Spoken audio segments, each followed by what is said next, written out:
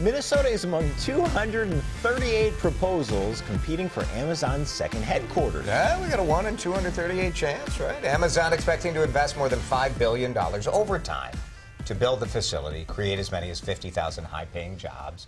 Now, 2 new research reports take a look at which cities may be in the lead. This is the most fun guessing game going, right? I mean, 50,000 jobs, like that would be transformational for many cities, for good or for bad, I suppose.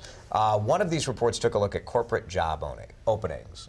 And as it kind of makes sense, you say, like, all right, maybe they want to go where they already have a footprint. Both of these surveys put Washington, D.C. and Boston at the top. I mean, I'm pretty familiar with both those metropolitan areas. I see that as very difficult unless you are going to the way exurbs of these cities. The major congestion problems.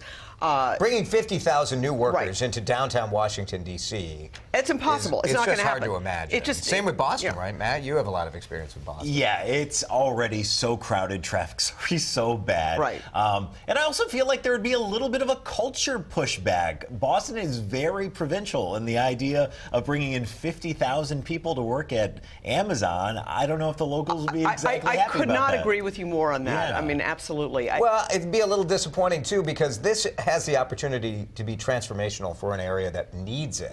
Correct. And to be honest, D.C. and Boston don't need it. Well, let's talk about the Minneapolis option, or the Twin Cities option, because it wouldn't be in Minneapolis, although there's an awful lot of empty space right down the street from us in terms of offices. But I know that there's been pushback here from both Target and Best Buy, who are like, we don't want any tax breaks and help. Right? Of course it is.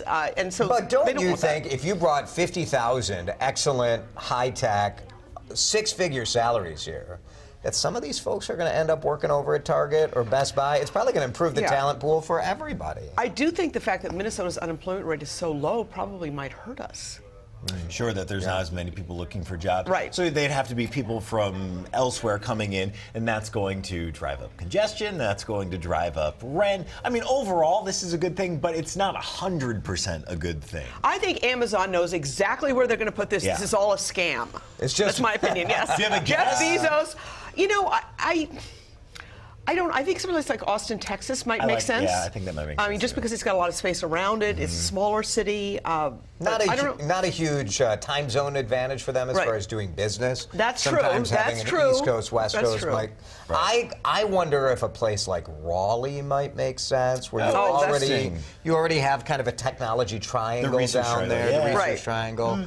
To me, you've got the coastal and you've got the East Coast. That's a good one. Yes. Yeah, and you're closer, to fly to London or whatever. You think about some of those things for a company like Amazon. Can we place bets on this? Are there betting markets accepting? I'm sure there is. Well, you talked about the good and the bad. Seattle right now, you look at what has happened to rent. What's happened to right now? There are 58 construction cranes in Seattle. I think, most of us would look at Minneapolis and say, imagine 60 cranes going. I don't know. You see it 3, 4 going, you're like, boy, a lot of construction right now. 58 is unimaginable. Good in many ways, but your housing prices and rent prices go through the roof, too. Yeah.